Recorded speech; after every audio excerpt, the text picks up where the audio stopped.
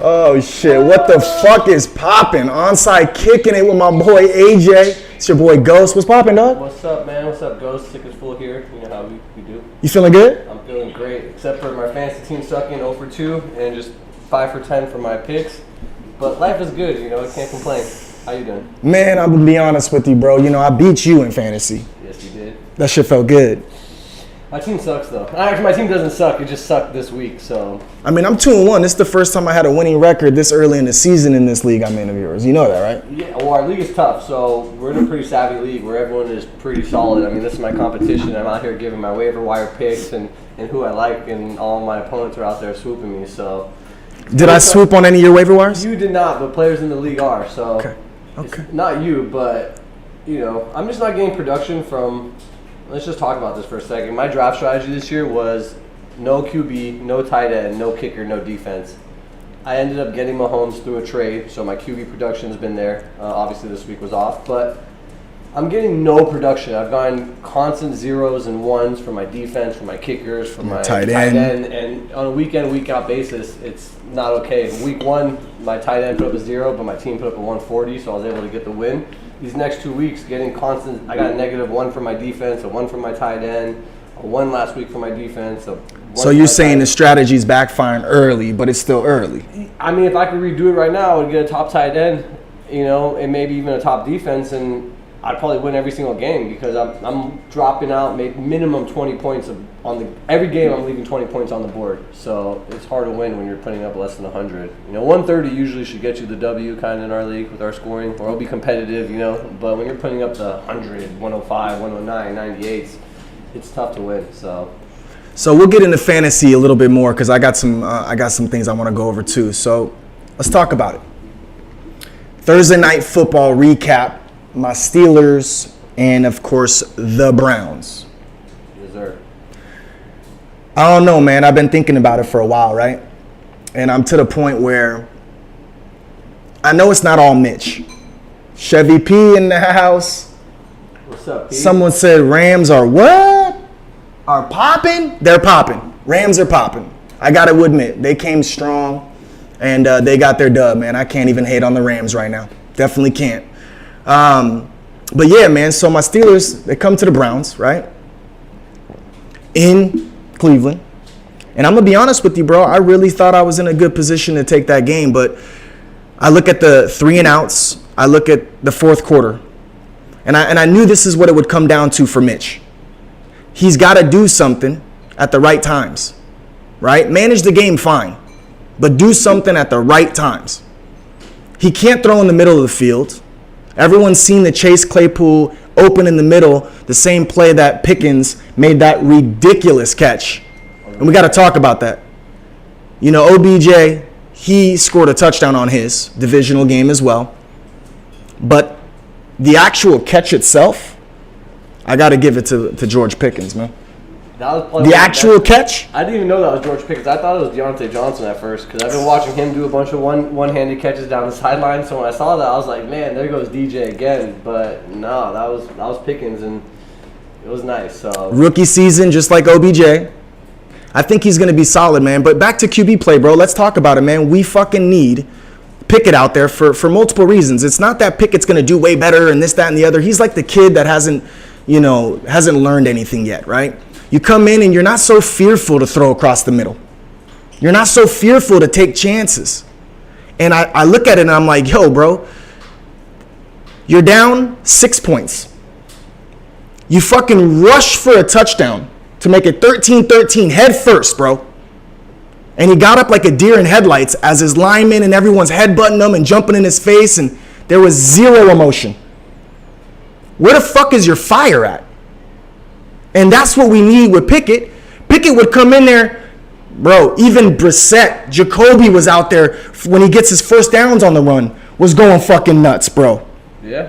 Mitch is fucking lackadaisical, non-emotional, and I can't fucking have him on the team no more. So, Tomlin, I know you're watching this. My boy Mike Tomlin definitely watching this right now. We got to tell you, it is what it is. Make the move. Longest mini bye. Put him in just to give us some electricity. Because listen, here's the deal, bro. You're not playing him. You play him against the Jets, bro. You're not waiting until next week to play him against the Bills. You're not going to play him against the Bucks. You're not going to play him against the Dolphins. You're sure as fuck not playing him against the Eagles. All undefeated except for the Bills that lost the nail biter. So then you wait after the bye week and we're 2-6? No fucking way, no how. Steelers lost. They didn't get it done. And I still got hope that we come back strong against the Jets, man. Obviously, I picked the fucking Steelers +5. Looked like a no-brainer. And got our asses handed to us. AJ? I mean, it was a close game until the fourth quarter, I would say. But yeah. And just going back on it, I want to just talk about my least favorite player in the NFL, Baker Mayfield. And we brought up how excited he gets when he rushes for a first down. You know, you need some of that excitement. You do, bro. And I see that. And I mean, he was around, so it's kind of like, you know how much that game means, especially when they play each other. Like divisional game, bro. That's a big rivalry. Yeah, it's always going to be a tough matchup. So you do got to show a little bit more emotion. Fantasy perspective on the other side, Nick Chubb balled. Unstoppable. Do you think it's sustainable though is the question? 100%. Because, you know, the games that he's not balling out of control, you got Kareem Hunt to kind of pick up the slack. Different type of back. I think when they get Watson, it's a whole different fucking ball game. Amari Cooper's finding his rhythm with Jacoby. Njoku, man. I couldn't believe that was the most targets he's ever received in the entire fucking career of his. Because he's made some pretty... Dude, he reminds me of Pitts. Very athletic tight end, just doesn't get the ball like that, bro. And Jacoby fucking found him. And when he honed in on a drive, it was like 2-3 in a row to Njoku until you stop it. 2-3 in a row to Amari until you stop it. 5-6 runs in a row to fucking Chubb until you stop it. So all in all, bro, the Browns actually look solid to me. Although they gave up that blunder against the Jets. If they don't do that, bro, they're sitting at 3-0 and they're in the talks of looking pretty fucking swagged out right now. Okay. Yeah, I think they showed their upside with Cooper and Njoku, but I just don't really think you could trust them on a week-in, week-out basis. So they've shown they can put up... We talked about this last time, right? Yeah. So we talked about, would you start Cooper? And one of your things was like, nah, I'm not ready to start him yet. I feel you, but his target share is so fucking ridiculous. It's like 25%, 30%. You almost know you're getting a floor of at least 7-8 targets at the end of the day. If they go down, it's a wrap. He's getting 20. So Chubb's a definite starter. I think Hunt you still could possibly flex on bye weeks. Njoku is definitely, when tight ends are so thin, you feel comfortable starting him now after he's finally came out his little egg. You know, they paid him for a reason. And with Cooper, like you said, matchup-wise, never a bad idea to put him out there now. And actually, I kind of didn't like the fact that they paid him. I usually stay away from the guys that get paid, you know. But he got paid, had a couple bad games. It was nice to see him finally do well. He's always been real vocal, though, that he wants the ball. He did. That's the heart that I see in that dude. Njoku's always been like, throw me the rock. Yeah, and he's durable. He gets injured, but he plays a lot, too. I know he's had some wrist injuries and whatnot in the past, so they're good. I mean, you're going to start them. You're going to start those running backs. Again, I just think it's a little bit of a guessing game of who's going to get the red zone production. I think they evenly split that between Chubb and Hunt, and Hunt does get a lot of those goal line touches sometimes, so it's just game flow dependent. And I think although they're both, you know, I would say maybe top 20, top 25 running backs, Chubb is obviously ranked higher, but I'm not sure if they're just set it and forget it, and they might have some low ceiling games just based on splitting those work. So love it. Absolutely love it. And then, and like you said, Njoku, we'll talk about him in a little bit, but I think he might be on the waiver wire streaming if he's available in your leagues, because tight end production is just horrendous. So, all right, let's get into Sunday. What we got? We got the Texans versus the Bears. Obviously, a big injury to David Montgomery. And so the number one waiver wire this week is pretty easy. It's going to be Khalil Herbert, who got a lot of touches and did well with his touches. And he's done it before when Montgomery's missed time. So as we get into the waiver wire, we know that's the number one guy. Anyone else really that stood out? I mean, St. Brown did his thing, but again, there's just such a low volume passing offense in the Bears. It's kind of hard to trust. It's hard. Yeah, it's hard to trust any of them. St. Brown is definitely worth I wouldn't waste any, fab dollars on him. Picking him up for sure, maybe sitting on him for a little bit. Maybe Justin Fields gets his rhythm. Montgomery apparently is already, listed as day-to-day, so it's not too significant. But yeah, Herbert showed his ass, man. I mean, Herbert's a fucking a beast. You know, I always steer away from players like this because you spend a lot of, you know, fab on them to get them. And then when it comes down to it, bro, they never really get that oomph back. And it's like, you know, Montgomery could fuck around and start next week and you wasted all those fab dollars on him. So, you know, I'm definitely going low on him, if anything. You know, if you need running back depth and you got Montgomery for sure, I can understand that. But it's still someone that's hard to trust this early in the season. You know, Montgomery's day to day. You know, I just think it comes down to how long his injury is. So if he's missing multiple weeks, then he's a must add, and you must. So apparently after the press conference, they hit us with day to day, just like that. Yeah, which is fucked up. That's actually a lot of the injuries are like that. I've seen it the last 2 weeks. You know, from James Conner to, you know, we'll get into Joe Mixon in a little bit. And a lot of these players are getting hurt, but they're kind of still playing, and it's hard to trust Kamara, it's hard to trust them out there. You don't know if they're on limited snaps. J.K. Dobbins, you just don't know. So when they're coming back from injury, do I put him in there? Is he going to be on a snap count? Is he going to be available for all the touches? So, yeah, and then on the Texans side, the one player we're talking about, Dameon Pierce, the rookie that a lot of people spent a pretty high pick on. He did good, 20 carries. Did really well. The only thing is I just don't see that game script happening too much. So he did get 20 carries, 80 yards, and a touchdown, and a couple catches, but I don't really see that happening on a week-to-week basis. And I do see them using Rex Burkhead in the passing game a lot more. So it was a good showing from Pierce, but I don't think, again, you could just trust him week in, week out. I mean, we took the Bears -2.5. We got that right, of course. For the Texans, man, it's I was surprised they even played as well as they did. But yeah, there's no way you can trust, you know, anyone on the offensive side for the Texans at all. You just, at least I couldn't. Yeah, I mean, you know what I mean? Brandon Cooks usually does well. I've never injury prone again. You know what I mean? A lot of people kind of like him though. It's just that guy who, you know, he'll get his 8 targets, 10 targets, and he gets the long balls and junk time. Although, like I said, low volume offense is not going to be scoring that much. So absolutely. Yeah. What about Raiders Titans, man? So Raiders Titans, Derrick Henry looking like the old Derrick Henry. He did catch some balls, which was good. You know, he wasn't really catching anything the first 2 weeks, so to see him get a little bit of that production was nice. As far also, who was it? Robert Woods kind of came to life a little bit for his debut, and for the receivers, he got 4 receptions, 85 yards, looking good.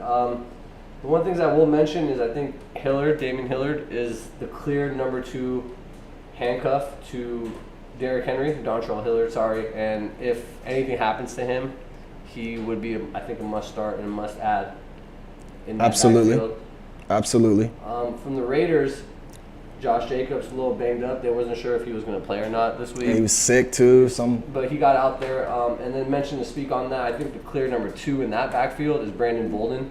And I think Josh McDaniels coming from the Patriots and them having that rapport. Chemistry. I think he is someone that he likes and trusts, and he's running a lot of routes on Carr's dropbacks. So look for him to be utilized. Obviously, you can't really start him with Jacobs out there on the field as well too. But if anything does happen to Jacobs, I would look to get him on the squad. And then from the receiving, I think there's going to be someone who's going to also be on the waiver wire this week, and Mac Hollins, guy with sick hair. Dude was a fucking beast. He looked good, man. He said no Renfro, no problem. He went out there and balled out. 8 receptions for 158 yards and a touchdown. His touchdown was pretty beast. He just kind of mossed him a little bit. It was pretty sick. So fucking mossed him. Yeah, no Renfro. He could look to get, you know, more and more touches, and they're actually using him vertically down the field. Right. So, you know, they're having Devontae underneath and mixing it up, and Waller underneath, and he's kind of more the guy to spread the field out. So Raiders are fucking garbage. I mean, 0-3 at this point. Something's got to give, but I look at the squad as a whole, and it's just like, fuck, I don't know what it could possibly be. They're just not getting it done. I mean, that offense, they had 3 red zone trips in a row, came away with 6 points. The one thing I'm going to say, though, is just matchups and divisional stuff. So in their division, you got the Chiefs losing this last week, Chargers losing, looking bad, and the Broncos winning, but they're just kind of the Broncos. So they're going to be playing the Broncos next week, and I think it's a must-win for the Raiders. And I think if they get they go 0-4, that's it. But if they get this win against the Broncos, I think they're right back in the divisional race. So this is it's still early, in other words. And Jay Bird, I mean, we're not going too hard, but you guys got to win this week, or else you're gonna be falling. Hey, back. J-Bo, you know I love you, bro. And I know that you've probably hurt watching these games, man. But let's face facts, bro. I'm in the same boat. We're 1-2. Luckily got a steal against the Bengals, which don't even look like the Bengals as of right this moment, although they did get their dub back. But, man, it's a tough slate for our two teams, bro. But it's early, man. It's early. And also, too, before we move on, if you guys have any start-sit questions or any season-long rankings, anything, just feel free to ask them in the chat, and we'll get to them when we can. Next game, the most disappointing game of the weekend was the Chiefs losing to the Colts, 17-20. This is what I call a parlay killer and a teaser killer, because I know a lot of people had them. I had some 6, 7-teamers, some 5-teamers, some 4-teamers, some 3-teamers that all came down to Chiefs money line that didn't hit for me. So if they would have hit that, it would have been a nice cleanup day. Still did well from a betting perspective, but as far as fantasy goes, let's start with the Chiefs. Mahomes, average day, nothing too special. Clyde Edwards-Helaire, same thing. I mean, dude, well, hold on a second, though, because Pat had a couple balls to Kelsey that were fucking catchable. A lot of drops. I mean, that's a whole different ball game. He brings down one of those. So, you know, shout out to Mahomes. He actually did his thing considering the circumstances. It didn't look like it on paper, but fuck, man. You saw him fighting with Eric Bieniemy before halftime, wanting to go for it. And one thing I'm going to actually mention, last year, from the beginning of the year to the middle of the year, they went on like a little downslide where they started not being favorites and people were kind of started sleeping on the Chiefs. And the one thing I kept watching during that whole time was that they had a lot of drops, man. Like tons. Reek was dropping them. And Kelsey. It was those two guys. So I'm looking at this and I'm like, what are they doing wrong? They're just not catching the ball. Literally. Is this something you could fix? Literally. Yeah. So I was high on them. And I mean, you're right. A lot of drops, but it's like they're getting the routes, they're getting the coverages, they're getting the matchups they want. So there's just drops. And I think this is something easy to fix. I really think that Kelsey went out and was partying the night before, because he did drop a lot of balls and he was just kind of all over the place. You don't really see that from him. One thing I do want, none of the receivers really trusty. Juju did okay. He had one big catch where like he got a breakaway for about 40, 50 yards, which saved his fantasy day. So I think he had like 8 catches. Let me see really quick. And he did okay, but again, you're not really starting him. He had 5 receptions for 89 yards, which was good to see him do. The one thing we got to just keep an eye on is that backfield. And Jerick McKinnon is getting a lot of snaps. So I drafted him, man, and then I ended up dropping him at one point. But I thought it would be like that, man. I mean, Fresh Prince of Bel-Air, man. I mean, I feel like he has the potential to be like that guy, like that bell cow, but he just never really getting those bursts, man. You know, he's getting opportunities. Yeah. Just not getting that burst. And you figure on a team like the Chiefs, man, where they never know if you're passing it or running it and the defense is on their heels, that you should be able to light this middle up, man. Well, but actually, I think Claire looks good with his limited amount of touches. It's just I don't think he's getting that role, and it's kind of being like a Bill situation where they're just utilizing all their backs. Like they want all of them out there. They don't want one guy out there absorbing the bulk of the touches. My theory is like during the beginning of the season, middle of the season, they do this a lot because your bell cow goes down, and you're really in a fucked up position. So I feel like, you know, that's where they called Leonard Fournette. You know, they started calling him playoff Lenny. You know, it was like, let's save him. No one understood why. Get him the ball. It's like, yo, we're winning without you going nuts. Let's save him. And that proved to legitimately get them the ring, in my opinion, a couple years back. So I could see the same thing kind of shaping up with Bel-Air, man. Yeah, so he's I would say, and it kind of sucks because this is my podcast, but I'm talking to all the people in my league. I would trade high on Bel-Air if you can. You know, he's performed really well. He's looked really good, but I just see him having, I would say, limited opportunities because he's going to be out on the field for about 40 to 50% of the snaps, and it's a little bit of a dart game, you know. So you'll get your 11, 12, 13 points, but he's not going to have those constant 20, 25, 30-point games where if he was just getting all the goal line work, all the third down work, all of it, you know, then he would be obviously a top 5, top 10 RB, but I think the most concerning shit about it all, the Colts got shut out the last week. And it was against the fucking Colts. You know what I mean? Like, I think that was the most concerning part about it. It was like you could not take the Chiefs in this game, considering the Colts put up a goose egg last week. Yeah. And they flat out lost outright. So I'm not concerned with the Chiefs overall, but I'm concerned with the Chiefs overall because last year they had someone like Reek who can really stretch the fucking field. Losing Reek is like equivalent to the Steelers when we lost AB and Juju had to be the WR1, which clearly he's not. And I've been saying that since the gate, and now he's in the Chiefs' number one. You know, honestly, I wouldn't be too. We'll be in trouble, man. I'm not too concerned. I think the defense looks a lot better than They last do. year. They definitely upgraded. The O-line looks better, and I think it's just a bad game. You know, and at the end of the day, I think Frank Wright is a good coach. Although he had a couple bad games, I think they're just getting their bearings together.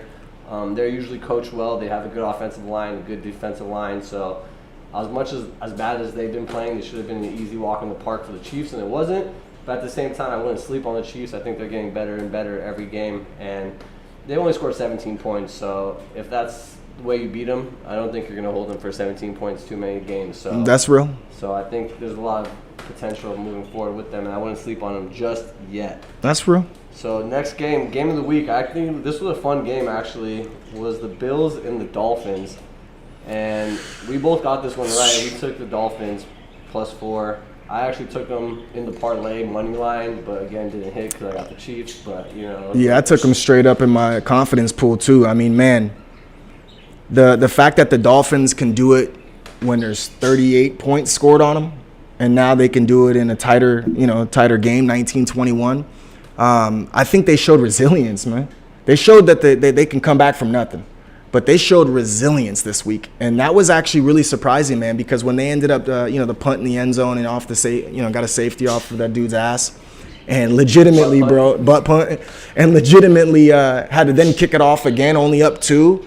At that point, you knew the Bills were going to get at least a couple first downs, be in field goal range, and kick the field goal, man. But I think the biggest storyline out of Miami was the most suspect shit I think I ever witnessed. You see, Tua gets a late hit. Clearly fucks his head up. Now, okay, one can argue it's hot. Maybe there was a little bit of, deliriousness with the humidity. But dude got up, fell back down, needed help up. There was no doubt in my mind dude was out for the game, maybe not even playing this week.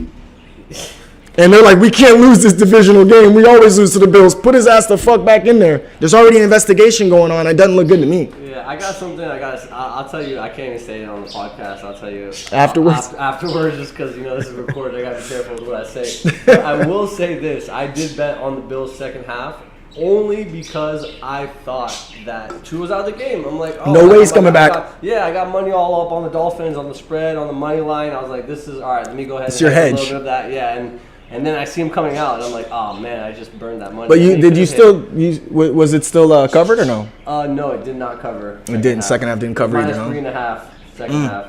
So, but I did again this week. My second half picks were on fire, so I was up, and I think so far second half has been the way to go. You find that one game that you like. I mean, last week it was the Falcons. Yep. I think it was a close game. They could have lost, but I think they had it in control.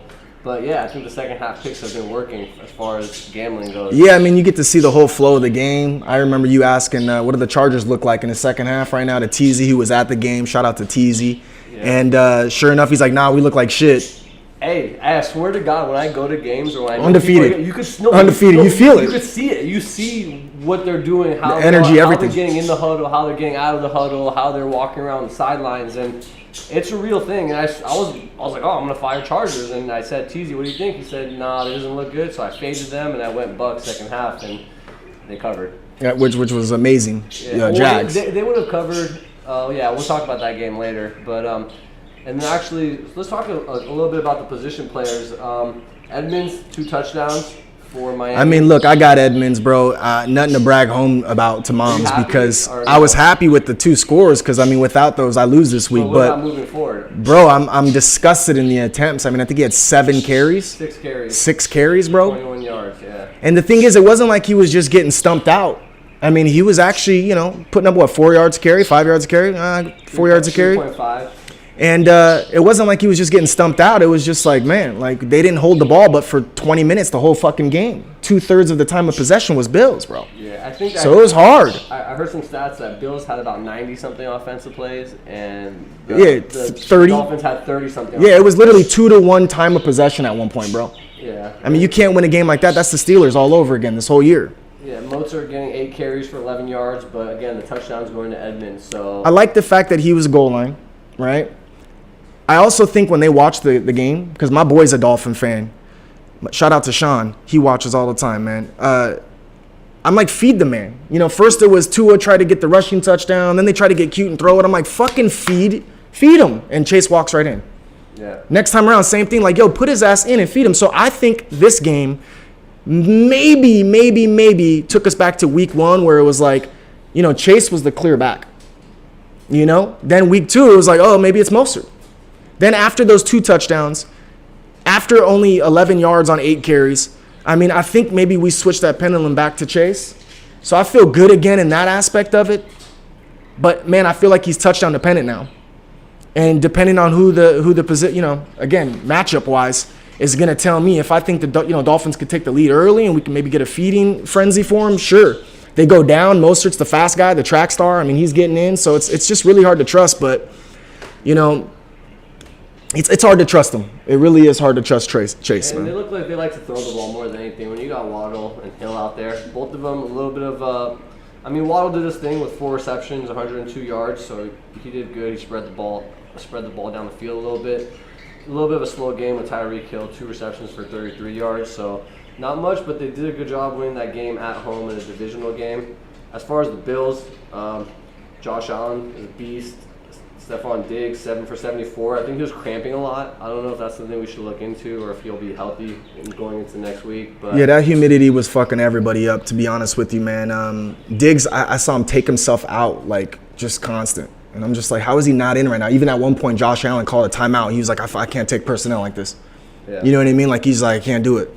So, Bills, man, I'm not letting this loss make them look like they're not who we thought they are. The Bills are definitely still the clear favorites to me. Yeah, I think that this is a good loss for them to kind of get that shit over with, because I already saw dumbass stats. If they win this game, the percentage is double of them going undefeated the whole year. Get the fuck out of here. As a team, when you're hot, I'd rather take that L, man up from it, and moving forward. You don't have that like undefeated feeling of just like every game you got to be so careful, man. Real quick to the chat, man. Al Trades, what the fuck is popping, man? It's good to see you up here. Coop will be the clear number 1 by halfway through the season. You talking about Cooper Kupp or Amari Cooper? Are we talking? I think he's talking about Amari Cooper, but Oh his team, yeah, on the maybe. number 1.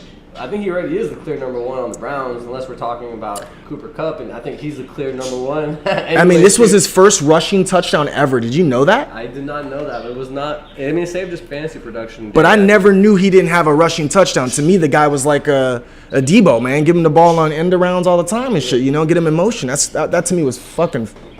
Yeah. Well, let's see Bananas. who we're talking about, Al Trades, so we know which exactly Coop we're talking about. And then lastly, I mean, in Buffalo, 90 offensive snaps, they got to use all their running backs. So Singletary balled out this game, 9 carries for 13 yards. He also led them in receptions for 78 yards. So they used him the most. He's clearly the number 1 guy out there. He's definitely hard to trust, but he is the number 1 in the highest volume offense.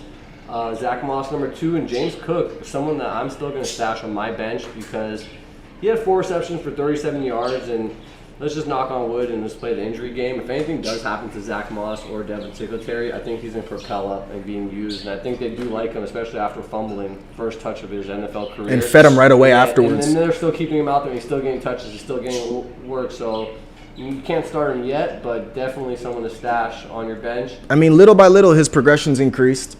I don't think Singletary and Moss are like, you know. I think he'll take over Moss's role. For sure. Singletary 1, Cook 2, Moss 3. And so, again, if something happens to Singletary, I see him getting propelled into that number 1 where you'll be able to start him on a week-to-week basis. And quickly just touch up on the Buffalo's receivers. There's just so many mouths to feed, so it's hard to trust. The rookie Isaiah McKenzie, good game. Balled out. For 76 with 1 touchdown. Gabriel Davis, 3 for 37. They also got, Knox out there in tight end, 4 for 25. You got Jamison Crowder, so it looks like at least Isaiah McKenzie's taken over.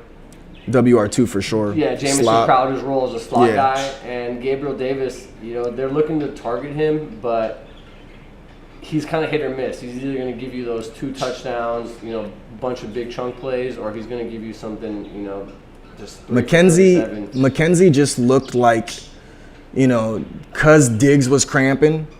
McKenzie just looked like the Diggs out there. It looked like just, Allen was like, I'm going to you. Third downs, he was going there a lot. I look at specific plays, like where they quarterback looks to that specific guy who they feel confident enough throwing him the rock. And McKenzie just looked like that guy with Diggs in and out. So definitely like McKenzie. Definitely flexible in specific matchups if they're going to be a shootout. Definitely flexible. Okay. What else we got? Lions, Vikings? Lions and Vikings. So let's just start with the Vikings at home winning the game. I did take the Lions plus the points and money line on the parlay. They obviously didn't cover the money line, but it was looking good. They did cover the points. As far as the Vikings go, very quiet game for Justin Jefferson. It's 2 in a row. That's 2 in a row, but I mean, it's tough, man. It's hard to produce every week, week in, week out. You're seeing a lot of the running backs and a lot of the top wide receivers not producing at that high clip. So he did ball out first week, but kind of next week. Big injury to Dalvin Cook, went out of the game. Alexander Madison had to finish it off. And I think he looked good as that RB2 that we knew he could be. And he is going to be the number 1 waiver wire and a must start if Dalvin Cook misses time. He's stepped up time and time. I think this is like his 3rd season now, stepping up when it counts, man. I mean, he's definitely. I remember getting him one year and just hoping Dalvin didn't come back, bro, because he just low key was balling. Very trustworthy guy, man. When he's getting those touches, he's going to be good. And then also, Adam Thielen came back alive, 6 for 61 with the TD. I didn't see such a drop off for him this year. I thought that he was going to get a lot of targets, and I thought he was going to get actually a lot of good looks with teams having to focus on Justin Jefferson. But yeah, it was nice to see him actually produce for the first time in a long time. And then going up on the Dolphins side, I think someone that we really need to talk about is Jamal Williams. And is he available in your league? I think he's probably rostered about 50% of leagues. So if he's available, there was an injury to DeAndre Swift. Yeah, he had 2 injuries. I think his foot's hurting and his shoulder. So if he misses any time, even if he doesn't miss time, I think Jamal Williams is someone that you should look to add on your thing. I think they really trust him in the goal line. And I think that's his territory. So even with DeAndre Swift looking nice, looking athletic, I don't think they want him in the red zone the same way they want Jamal Williams. So if he looks to miss time, I think he's the guy. As far as receiving goes, St. Brown, man. St. Brown, 6 for 73. He's just got such a good floor now, in my opinion, man. He went down with an injury. Looked pretty bad, but then he just came back to life. So it shows how strong he is. And what he's doing in the gym, he's just like recovering real quick. And Josh Reynolds. Hey, Nick. Did his thing, 6 for 96. But yeah, divisional game. That was a fun game to watch. I think the Lions are actually going to be a lot better than I expected them to be. I don't know, man. The Lions are starting to feel like the Raiders, if you will, or the Clippers. It's like they got so much potential. They stay in every fucking game. Lost to the Eagles late, or not late, but, close game against the Eagles. And then this week, close once again. They just, for whatever reason, I don't know if it's a belief system, if it's coaching, I don't know what it is, bro, but they just can't get their shit straight. And it's to the point for me, it's like, how are they going to fuck this up? You know what I mean? They keep every game close, but how are they going to fuck it up? Live action going against the Lions in that fourth quarter is probably one of your best bets at this point in time, because they will find a way to fuck it up. Right? Yeah. And then one thing I kind of want to mention, though, is the quarterbacks for the Lions have actually played really well. So they shut down Justin Jefferson. Last week it was Terry McLaurin. The last week it was A.J. Brown, Devontae Smith. So let me look up his name. But one of those quarterbacks for the Lions is playing out of his mind. And if you have a wide receiver that's going to be matched up with him, I think it's Udoke. Let me see his name actually. It's Where we at? Which one? Okuda is the cornerback that has been Jeff Okuda. He's been crushing it. So if you have a wide receiver that's going to be shadowed by Jeff Okuda from the Lions, Careful. careful, exactly. So that's the thing. Look at Justin Jefferson. He didn't produce, and I think it was because he was just getting shadowed by him. So going to the next game, Ravens and Patriots. You want to start with the Ravens or the Patriots? I'll start off with the Ravens, man. Lamar Jackson is just one efficient fucking QB, man. Even his pick, I guess it was a fumble, that came on I think a Bateman or some deep. Even like the way he has his mistakes, bro, are even never in his hands. Like the guy is just out of control. Bateman is one that, was disappointing production-wise. Duvernay, though, man, I feel like he's just starting to kind of become that guy that's just reliable. Again, one of those guys with a pretty decent floor, which it's hard to go with receivers when you got a guy like Lamar, because when it comes to the red zone, he might just rush those in. But, bro, my guy's getting, like, passing touchdowns after passing touchdowns. Mark Andrews just looked like a fucking god amongst men. Kelsey 2.0, a Gronk out there. I mean, it was impressive show against the Patriots at that, bro. Yeah, I think Lamar's the QB1 right now. Crushing it. He had 4 touchdowns, 218 yards through the air. He had 11 carries for 107 yards and another touchdown on the floor. 2 of his 3 receivers, like you said, Andrews, 8 receptions for 89 yards, 2 touchdowns. Bateman, 2 for 59, and Duvernay, 2 for 25 in the touchdown. The only thing lacking in that, but I wouldn't sleep on him, is the rushing game. J.K. Dobbins' first game back had 7 carries for 23 yards and 2 receptions for 17 yards. I think he was along a little bit of a snap count, and they're limiting his role. But I think as he comes in, he gets healthier and he gets the volume, I think he will be better, and that's going to be a good play for the long haul for sure. For the long haul for sure. I can see that. And then on the Patriots side, really quickly before we get into the skill players, Mac Jones kind of got hurt at the end of the game. I saw that. Limped off, so definitely would monitor his status moving into the next week, because we can't really trust any of the New England receivers, or the running backs for that sake. But if he's out of the game, then let's just cancel everybody. We had a Devontae Parker sighting, man. He finally strung together some targets and some receptions and some yards. What did he finish with? 5 for 156. So 10 targets, 5 receptions, long of 40 yards. So he was averaging 31 yards a reception. Yep. So he looked good. In the backfield, Ramondre Stevenson outsnapped Damian Harris now for the second week in a row. He had 12 carries for 73 yards and a touchdown, and he had 4 receptions for 28 yards. Damian Harris did his thing. He has 11 carries for 41 and a touchdown after coming off an injury. So it was nice to see him get back on the field. But as a Ramondre Stevenson owner, if you could get Damian Harris out of the picture, I think Ramondre would be a top 15 running back week in, week out, and possibly even a top 10 running back. Again, though, it's the Patriots, man. And, Belichick is, I think, the inventor of the fucking RBBC. You know what I mean, bro? Like, he's, like, legit the inventor of it. So it's just, man, for me, I can never trust a fucking running back in the Patriots. I really can't. I thought Stevenson was a baller yesterday.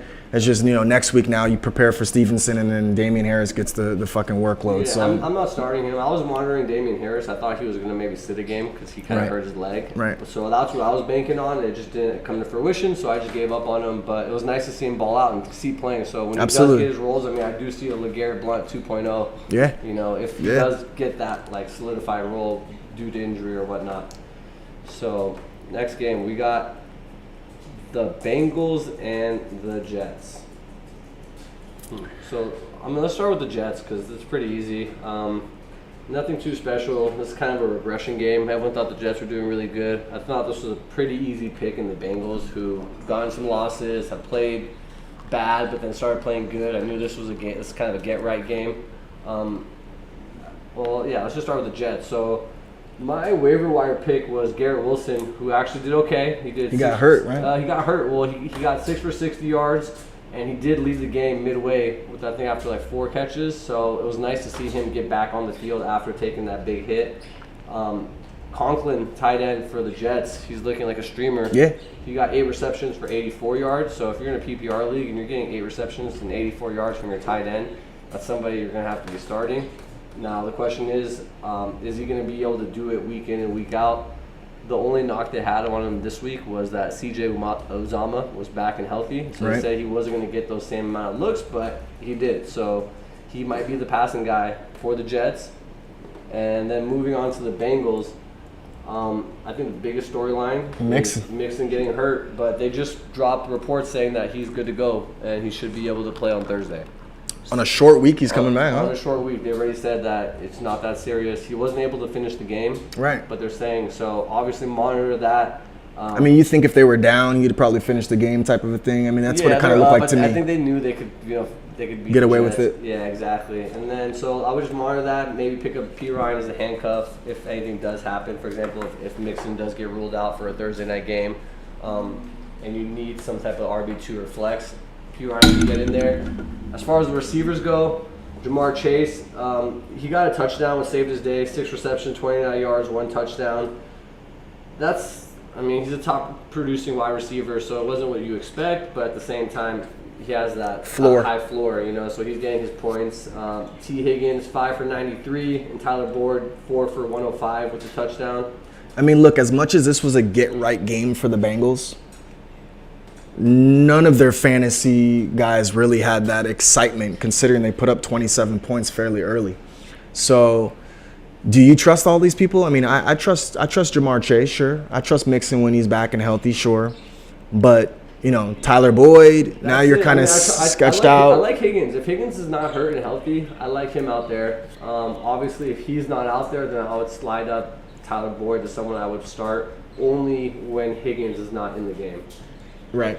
I agree with that, too. And Higgins out, then for sure Tyler's a good flex option. Exactly. And then also just to touch up their tight end, Hunter Hurst, had just kind of a no-show game, one reception for 7 yards. So Hurst was kind of like that guy last year with Baltimore, too, though, man. He's just he's not trustworthy. You can't feel confident throwing him out week in and week out, even in matchups like against the Jets.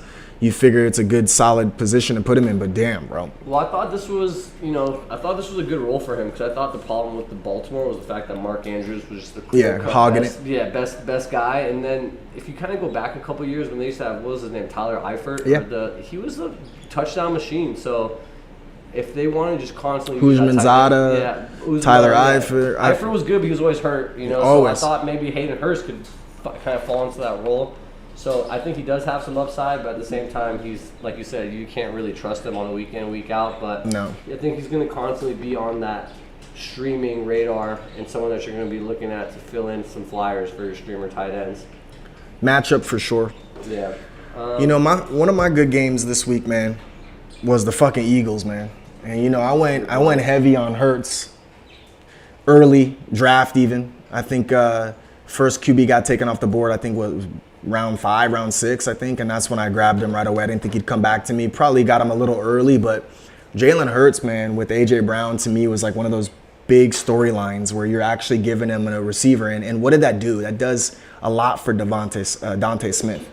Now, when you're not the number one in your rookie year and you're progressing in your career and you now have a clear-cut WR1, you get rid of Zach Ertz, and now you got Goddard as being the main tight end in play, and you really get an opportunity to see what people do. And I think Dante Smith is going to be one of those, Jujus with AB, if you will, or the Sammy Watkins with Tyreek Hill, if you will. I think this was his coming out party, and I think my guy is going to start doing a lot more moving forward now that people saw what the chemistry AJ Brown and Hurts had.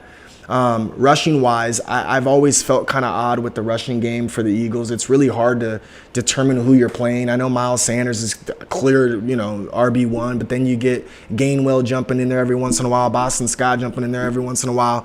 Can't do shit either way. And then realistically speaking, man, this game would have been a fucking game to remember, because Dante Smith's catches and just the way Hurts was playing, he wasn't even getting rushing like that. I think he had 9 attempts for 20 some odd yards. He wasn't even rushing like he normally was. He was doing this from the air in the pocket, which is something that was one of the games that was in question of his repertoire. And I think, if if the Washington Commanders even put up a fight that would have been one of those games where you're just like, holy shit, winning weeks, top scorers, the whole 9 yards because of it.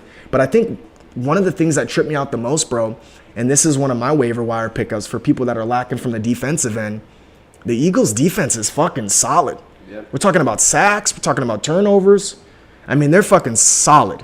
Well, I faded all the Commander receivers this year because of Darius Slay, and their cornerback play has been nice, man. So sick. Yeah, like they're tough. You have a WR1 that's going out there and getting shadowed by Slay. You gotta fade that. So they are good on the defensive end. On the offensive end, Devontae Smith did ball out 8 for 169 and a touchdown. Is it Devontae or Dante? I always fuck that name up. I think it's Devontae. Is it? It's spelled kind of funny. It's Devonta. Devonta. It's not Devontae. It's Devonta. Devonta Smith. And I had him last year as a rookie, and he was just gone missing lackluster. so many games. Yeah, so many games. But I think with A.J. Brown, I think the fact that they want to get the ball to A.J. Brown, they've shown that A.J. Brown is the guy that does open a lot of opportunities. Oh, he's getting one-on-one all day, and he's Yeah. coming down with these catches like I've never seen, bro. I just knew when I saw him in college, I was in Alabama, and I see him coming in first year. I'm like, this guy's going to be a beast, man. His arms are so long. I feel like his knuckles drag on the floor. He walks around, dude. He's got the longest arms in the game. Like, this guy's a baller, bro. Like, he's so fast, bro. you know? But they just weren't getting him the ball. So it's nice to see his throw. I mean, they were trying, bro. It's just like I felt like he was just like double covered. He's just, they got one above, one under. It's hard, man. That WR1 as a rookie, like at that. Yeah. I think that was the best thing they could have done was get him an A.J. Brown, bro. Yeah, and I think it was a good learning experience having that role, seeing how hard it was, and then coming back to being a number 2 and getting a little bit easier coverage. I think that's good. On the opposite side, on the Commander side, when someone who we're looking to stream, not really that good of a game for him. 8 points total for the offense, so not really the best. 211 yards, no touchdowns. If you started him, not looking good. Good riddance that week. Could write that off. I sat down Terry McLaurin, 6 for 102. Curtis Samuel, 7 for 48. And Jahan Dotson, 2 for 10. So no one really doing anything but McLaurin. And even McLaurin, all of his production was in garbage time. So, you're happy to get it if you had to start him. But I knew that this was the case. And there was a good chance he wouldn't have got even that garbage time point. So I started Juju over him. And McLaurin did outperform Juju based on our scoring. But yeah, it was late. And I don't mind doing it. And I think it was actually a better start for me to go ahead and bench them. I still like Curtis Samuel, man. He's getting carries. He's getting his targets. I think that you just really got to look at matchup in this case. And, man, I didn't realize the Eagles' defense was as top-notch as they are because, it got overshadowed against the Lions. They got lit up for, 35 points? Yeah. So I really didn't think nothing of it. But last 2 weeks in a row, man, they're looking like a stout D, man. Yeah, and I do actually like Curtis Samuel a lot. I do. It was between him and Jahan Dotson, but I think he's clearly shown, his savviness, his veteranness in the league, and they do trust him for the underneath and kind of the slot and, kind of they're end arounds. They're going to use Jahan Dotson to spread the field, just run verticals, and so he look at him to clean up a lot on the underneath and look for some nice yak. He's a fast guy, so he catches the short pass and tries to break it off is basically where he's going to be. McLaurin more in that middle, and then Dotson kind of in the back. So. 100%. What we got next? The next we got the Saints and the Panthers. Saints. So I'm a Kamara guy, man. I got Kamara on my squad, and I know he was injured. He was questionable, so I kind of felt like he'd get a little bit less action. But man, it was like the first yard. I think one of his first carries. He had a nice little. What was it, 21 yarders, 27 yarders, something like that, 27 yarder. I was like, oh, yeah, he's back. And then from there on out, it was just like, and of course, it's against Mayfield and the Panthers. They end up winning the game. Winston is just, man. He's hurt, But I get it, but he's still just always been this Dr. Jekyll, Mr. Hyde type of guy for me, man. It's like I really don't know what I'm getting with Winston. I don't know how the Saints even trust him as their guy, man. I mean, what's the backup? I mean, it's not that. I mean, it's just like they invested in the guy, though. You know what I mean? It's like this is their starter. I mean, he could throw the ball. Like, he's got skills. Like, it's not accurate or it's not good, but like he can look good and he can also look really bad. I'll be honest, bro. Ever since I saw him eat the W, I just like, bro, I can't fuck with my guy no more, bro. It was That was really weird. That was the actually. most Yeah. odd thing I ever witnessed in my life, even bro. lick my And face like ever since then, bro, I look at my guy like just he's sus, bro. He's sus, bro. Yeah, I mean, he's always had character issues, even going back to stealing the crab legs in college, you know. Like, it was just like, you don't know too much about this guy, but I think he just loves football. Oh, I think shit. he really does love football, you know, so. He does. Yeah, I think, like I said, fantasy, he will have days where he'll be productive. Go ahead, like you touched on Kamara and Ingram. Michael Thomas obviously Michael must Thomas start. he left the game. He 5 for 49. He actually left on with an injury, and that's why I think it opened up the field for Chris Olave. He had 9 for 147. And going into his stats from last week before this game, this guy's been getting a lot of targets, a lot of air yards. They're throwing the ball to this guy down the field. They're sending him 25 yards down the field and then just hucking the ball to him. So Jameis is the guy who's going to take those shots. Like, he's clearly proven that he does not care about turnovers. He does not care about anything. He's throwing the ball. They're showing that they're just going to run this guy down the field and they're just going to keep throwing it to him. So if Chris Olave is available in your league, and if Michael Thomas does miss time, I think he's going to start being someone that might start being a must-start on a week-to-week basis. I think even with Thomas, to be quite honest, it goes back to the A.J. Brown and Devonta Smith situation. It's like when you got a guy that can just take targets and take defenses, more importantly, with him, you get those one-on-one matchups, those seam routes, those cutbacks, you know, those are the ones that they just feast off of, man. I'm going to say, for me personally, it's more matchup-based, because I think there's going to be games like this where they only score 14 points, and then what are you going to do? Like, yeah, it was nice to have 9 receptions for 147, but if they're not putting up many points, it's going to be tough. There's a lot of mouths to feed, but at the same time, if they're going to be getting into shootouts, then for sure must start for Chris Olave. What's the deal with the Panthers, man? I mean, CMC's not really had that year just yet where he's been CMC. You know what I mean? He still had 25 carries for 108 yards. So no, his floor is his floor. Don't get it twisted. Floor, but yeah, 2 receptions, 7 yards. You know, his reception game is what's kind of. Yeah, he hasn't been getting that receiving work. Is that the Mayfield effect? Yeah, it's definitely Baker Mayfield's fault. Everything is Baker's fault. Everything. We should just name this podcast "I Hate Baker Mayfield" podcast.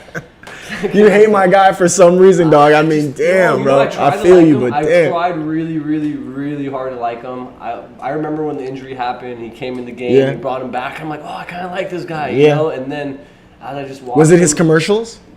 Well, I think when we started doing the commercials is when I started not liking him. I think at that point I kind of was just like, I don't like this guy. Because he was like, he just kept being set up to succeed. He kept having these prime time games. Damn. He had so much spotlight on him. He could have taken it to that next level. The Browns are a good team. They fed him, dude. Jarvis Landry, OBJ, they fed him. Look at Jacoby Brissett, man. I think Jacoby Brissett low-key is better than Baker Mayfield. Honestly. Because the Browns are a good team. And I think if they get Deshaun Watson out there, dude, that's going to be scary. So I just legit scary. Yeah, I can't stand Baker at all. When's he coming back? Week 12, week 13? When's he free to play? It's like late. I think it's like a 12-game suspension. I thought it was like 8 games. I think he probably not even gonna play this year, to be honest. That's what I was thinking too, bro. Let's go see what it says about him right now. But I got Amari Cooper just waiting for that moment. And again, now I'm feeling a little bit more confident to roll my guy out in the flex on some of these matchups, man. I swear. So Yahoo has them suspended for the first 12 games. 12, right? That's what I thought. And then coming back week 13, but that's still not a lock of him coming back at that time, just because of the NFL's due diligence and how they do everything. I think depending on their record, even. I mean, dude, you really at what 10-2 or 9-2, you roll them right out. Or you let Jacoby Loki do his thing right now? No, you roll him out. He's good, dude. He's like. I mean, I know it's Deshaun Watson, right? I mean, come on, let's. You didn't get him through the turmoil to not play him, but I mean, shit, bro. Jacoby, he's been very good at game managing. Reminds me of the year when Luck went down and he came in and actually competitively took the Colts. Yeah, I don't know, man. I think Deshaun plays this year. I think the Browns are fucking scary when he does, man. Yeah, I think he's had a lot of time off, man, and I don't really see him I might see him having a little rust to shake off, and so I do see them maybe slowly, if they're up by a lot, maybe they slowly incorporate him in to get him ready for playoffs, kind of like when Peyton won his Super Bowl. He wasn't really playing too much on the Broncos, and then they started incorporating him around the playoffs, and then he got the starts through there. So I can see something like that happening, but man, when he's played and he's been playing the Texans, like, they've been competitive every single game. I read some crazy stats. Like, he's never lost a game by more than, like, one score or something like that. Really? So, yeah. So, like, since dating back to college, like, he's just Jesus. in every single game. Like, even if it's not in the game, he'll get his jump time to bring you back in the game. I mean, he's one of those dual threats that he's got a cannon. Yeah. I mean, like with accuracy, Yeah. he's got a cannon. I still think the Browns, man, they fuck. I hate to say this because I'm a diehard Steeler fan, but I still think they got a lot of potential. Just seeing the way they're maneuvering. Again, you take away that Jets loss, 3-0 with Jacoby. Yeah. So, and then was there anything on the receiving end? I guess. I mean, For the Panthers? Yeah, DJ Moore, 1 reception, 2 yards. I don't think you can really trust him. Robbie Anderson, 1 reception for 14 yards. Chenault, he had the big break off, 2 receptions for 90 yards and a touchdown. Look what you're saying, though, bro. Like, this is like the top 3 receivers. 1 reception, 2 reception, and they fucking won. Yeah, I mean, and they won. 12 for 25, so he had 12 completions. Like, and they won. They won, yeah. That's disgusting. Yeah.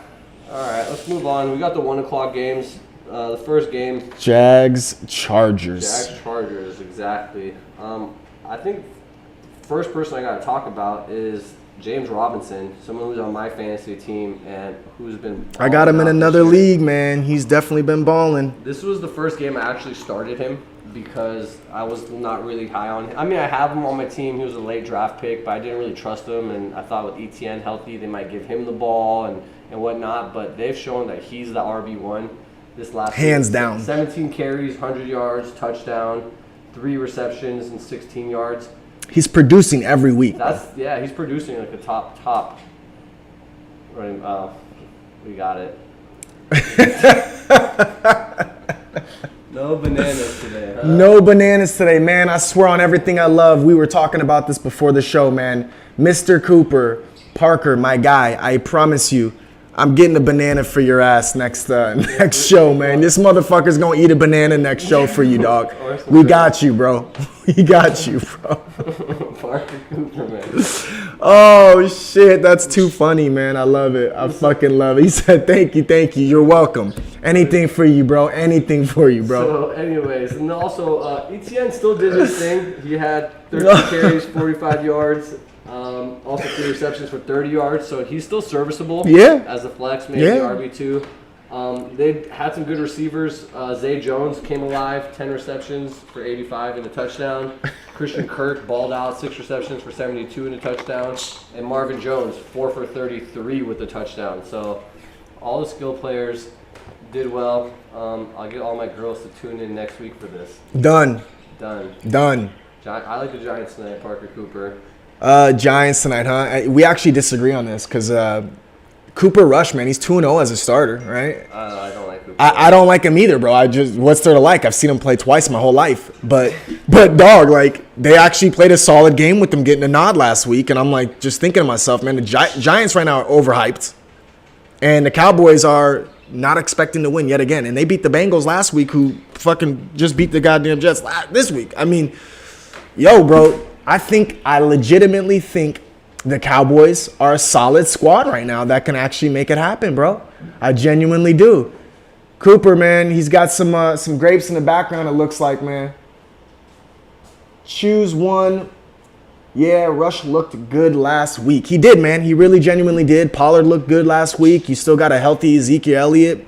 CeeDee Lamb. I mean, I thought Gallup was about to come back this week, but apparently Gallup is just not playing tonight, even though he got 2 full practices this week. So we're getting a little off subject though.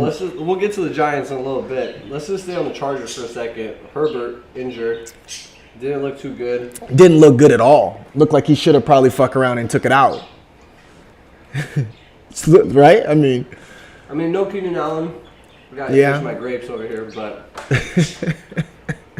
So hold on. Okay. He didn't ask for fruit, man. He asked for a banana, bro. Specifically. Okay, no more fruit. So specifically. I think Austin Eckler is a little bit of a disappointment. You know, he's not producing the way he got drafted at least, and I think he's just missing that carrying production. He's still getting his targets. You know, he's still 8 receptions for 48 yards, so he's a good PPR player. But you need those 12 to 15 touches rushing, supplemented by that PPR game to make him that fantasy monster that he could be. So if he's only getting the passing work and none of the carries, he's not going to have that high ceiling that we drafted him for.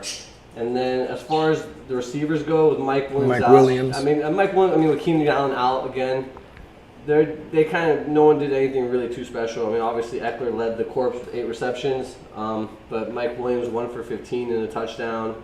Palmer 6 for 99, looking like he was getting a lot of the work. Guyton 2 for 64. Carter 3 for 31. I actually benched Gerald Everett this week because I wasn't sure if Herbert was going to play, and so he got 2 for 25. So we got to watch out for the Jags, though, man. I mean, I know they dropped week 1, and it looked like the Jags of the Jags.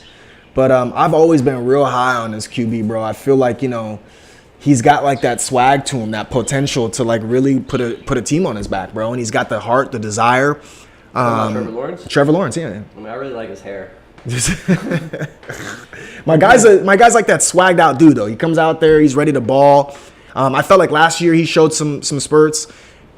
Look, I know it's nothing to brag home about, but I mean, are they not 2-1 right now secretly? They are, and they've looked really good in the games they've won. So I think after dropping week 1, they came out and they balled out. I think weren't they the ones that shut down the Colts? Yep. Who just beat the Chiefs? I mean, I know you can't really flip-flop around like this, but damn, bro, I think James Robinson, they got a complete set. I thought they would really be fucked up losing Chark or whatever, Chark. DJ Chark? Yeah, DJ Chark. But, man, just all-around ball has just been impressive in my eyes, bro. Yeah, I think Trevor Lawrence has some room to grow before MVP. I do, too. I mean, we're looking at Lamar right now as the front runner for MVP, I would have to say. Or maybe even like Jalen Hurts. You got to put Hurts in the convo. But it's still but early, definitely, yeah, you got to put him in the convo if we're talking about MVP by all means. But clearly right now, after 3 weeks, we can say Lamar Jackson is definitely the guy right now. All right, let's move it on to Rams and Cardinals. We got our LA Rams, doing their thing against Cardinals. Tough divisional game. I picked the Cardinals thinking that they were going to at least make it close at home. They had a chance to cover, although they didn't. I don't know, man. The Cardinals' offense is looking very sluggish. I get the first half they're sluggish. Against the Raiders, they came back, and even the first half this week, I think they late in the second quarter got going. But, man, I'm kind of getting concerned. It's like James Conner wasn't supposed to play. I mean, was questionable to play. He came in, didn't really do too much. Of course, they're still waiting for Hopkins to come back, which I think that whole dynamic kind of changes when he does. Don't get it twisted. But, yeah, man, Zach Ertz did his thing. I mean, I think from tight end-wise, you can maybe I'm sure he's available in some leagues, man. I don't think he's available 6 for 45. Not anymore, but he's the top 10. Like, even getting drafted, he was kind of at the top 10 range. So most teams were going to close out. Most teams that didn't get a tight end are going to at least pick up someone like him. Pick up Ertz at the end of their roster. So I don't think he's really available. I think what we should talk about on the receiving, I mean, obviously the rushing, like you said, Connor was injured coming into the game, so it was just difficult not getting all those snaps. He didn't get a full workload, 13 carries for 39 yards, 3 receptions for 18. I think it was nice to see Marquise Brown, Hollywood Brown, ball out 14 receptions for 140 yards. And I think it's only going to get better when Hop comes, to be honest. I know it's like, oh, no, Hop's going to take some of the – no, man, I think they're going to be in a lot of shootouts. And I think that they're gonna both feast. Yeah, there's definitely some chemistry there. Yeah. One guy I wanted to talk about who's going to be a waiver wire is Greg Dortch. I saw this guy. And this guy, he's produced week in, week out, minimum of 12 fantasy points a game. This game, he had 9 receptions for 80 yards. He's a fast guy. He returns punts and kickoffs. And get that extra little oomph from him. Get the little oomph, but right now with Rondale Moore out, he is playing that next guy up role. So he's kind of number 2 on the depth chart behind Marquise Brown. And then when when DeAndre Hopkins and Rondale Moore come out, maybe some different things, maybe he can solidify himself. But right now with those guys out, with DeAndre Hopkins out, possible flex type shit. In a 10-man league, I don't think so. But if you're playing deeper, 12, 14, 16-man league, then yeah, you might gonna have to start Greg Dortch. So, and then from the Rams side, a little bit of I guess Cam Akers getting the carries for. He was balling at one point, and then he had one of those costly fumbles. So I don't know if that opens the door back for Henderson. You know what I mean? It's kind of reminded me of a Mostert in an Edmonds type of scenario where it's like, everyone was really high on Cam this year. Henderson was smacking everything. And again, finally got that opportunity this week, and then he did fumble, man. Yeah. I don't know if that's going to cost him. I think if you have both those guys or one of those guys week in, week out, you have tough decisions and you don't know where to start. Right. As far as the receivers go, Cooper Kupp did get the 20-yard rush. He still went 4 for 44 from the reception game, so that's not really what you're looking for out of Cooper Kupp. You get spoiled when you have him. You want like 30 points a game, and you're just real like, shit. What? Like 18 points? Like that's all you put up Right. is 18 points? Like, Right. come on. But Real shit. that's what you get spoiled when you have a good receiver. Allen Robinson 2 for 23, nothing special. Higbee 4 for 61, although I don't really think you could trust him on a week in, week out basis. So overall, not the prettiest game, fantasy 20-12 from a divisional game, but where are you gonna? We got a couple questions here. So, Mr. Cooper wants to know if I'm Hines Ward's brother, and the answer to that is yes. We have the same mom, different dad. No, I'm playing. I love the Steelers, but I'm not related to any one of them. Shout out to Hines Ward. Definitely one of my favorite players of all time, and I actually have his autograph thanks to another person in this chat, Sean, for my birthday one year. Went and copped that for me, man. I fuck with Hines Ward, and I'm glad you think I look like him because that dude was a brightest smile in the game when he'd get those TDs or those first downs and hit you with the. And on the flip side, Ryan Gosling for sure. Afghan Ryan Gosling. Afghan Ryan Gosling. It's my shades, I think. It's like trying to look smart. We're doing a waiver wire. Look like I studied or something. So. I love it. I love it. So back to where we at here. Okay. So anything on the Falcons we want to touch up real quick before? Yeah, man, Falcons, man. Cordell Patterson is almost like a damn near a must start. I mean, he's got a really good floor. Last week he had a pretty tough week. This week he bounced right back. My guy's getting opportunities like no other. He clearly has no other running backs taking any of his loads. He comes out and plays wide out if he has to every once in a while. So I still think, definitely matchup wise, you're playing Cordell Patterson, but. I think, dude, London had a pretty decent, game. It was definitely slower than 3 for 54, 1 touchdown. Yeah, definitely a little slower target-wise and yards-wise, but he got his TD. Pitts came alive. 5 for 87. That was nice to see. I think Cordell Patterson is the beast. 17 carries for 141. Yeah. And then 1 reception for 12 yards. I kind of want to talk about him for a second because when we were talking about him recently, I think you were trying to trade for him. I think there's something about him, I don't know if I don't trust or I don't like, or I just feel like when I see him run the ball out of the backfield, like I think he just maybe looks too much like a receiver for me. I mean, that's what it comes down to. I don't trust him as like a true running back. Bro, don't forget, when he was a Bear, he was taking punt returns. He was coming out the receiving core. And then there was injury after injury to their running backs. That's what gave him the green light to even start rushing the ball. And he fucking balled. Yeah. Last year when I picked him up, low-key, I got highest point total strictly off of Cordell Patterson.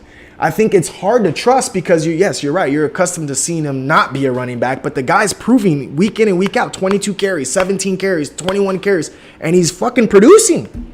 Yeah, he's producing. The thing I'm gonna have to say is I want to finish off I don't trust him. I don't like what I see, but since he's been in Atlanta and he's had this role, this guy is just owned it. He's just set up to produce week in and week out. So I don't know what to say. I don't know if you should trade for him, if you should get rid of him. Like I said, I test something is just not fully there for me, but at the same time.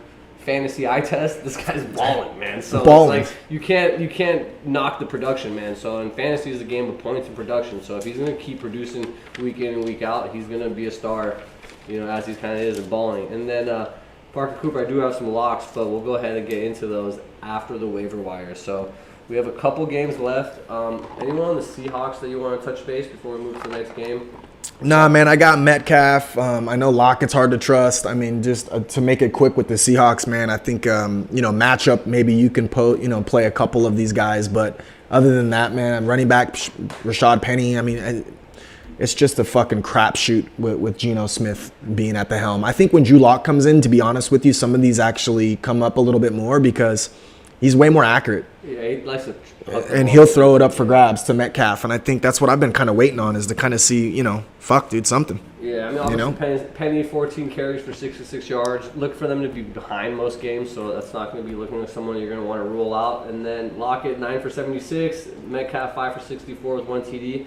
Again, I think these guys are crapshoots, and week in and week out. So they'll have games like this, and I think this will be their ceiling. They're not going to produce too much more. You'll get lucky if they get in the end zone, a little bit touchdown dependent for a good game. But you don't really want to be starting too many Seahawks comfortably. So, Packers, Bucks. I mean, everyone was kind of shocked that it wasn't that crazy of a game, and I just was kind of confused, man. I looked at it like, no Mike Evans, no Julio Jones, no Godwin.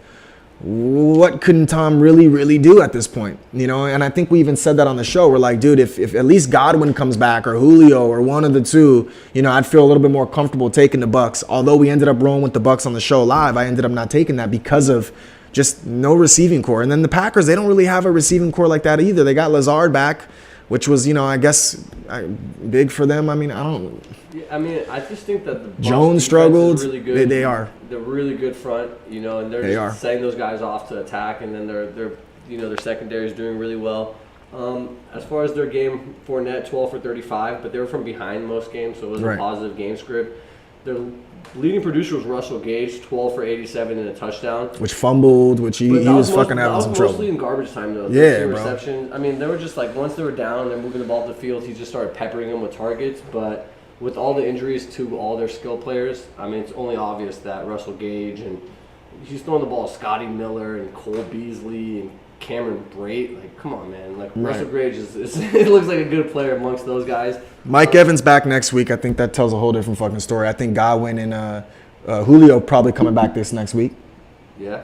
And so on the Packers side, a little bit of a lackluster game from A.J. Dillon and Aaron Jones, 12 for 36 and 12 for 32, no rushing touchdowns.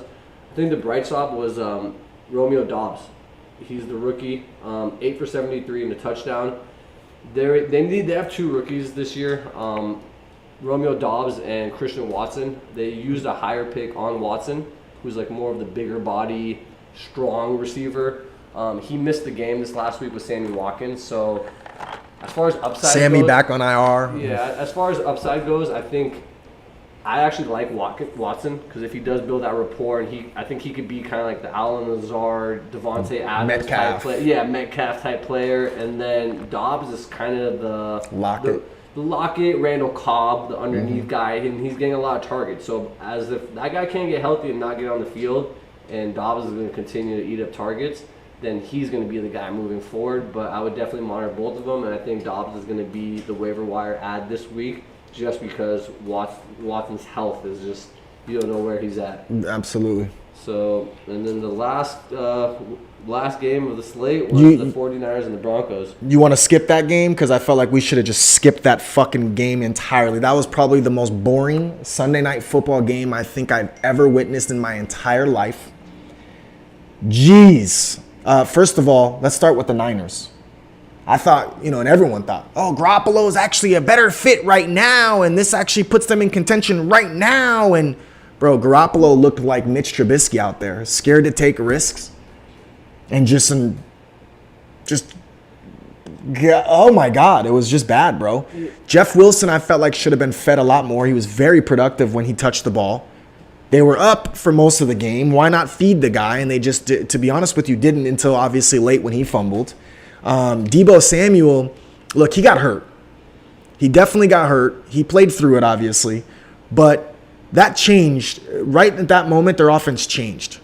And they still tried to give him end arounds. They still were just Garoppolo was just forcing him the ball. Kittle was back, first game back. Okay, maybe they ease him in. I'm not ready to just say, fuck the Niners, they're done. But I'm definitely concerned with the Niners, especially for how bad the Broncos have been playing, bro.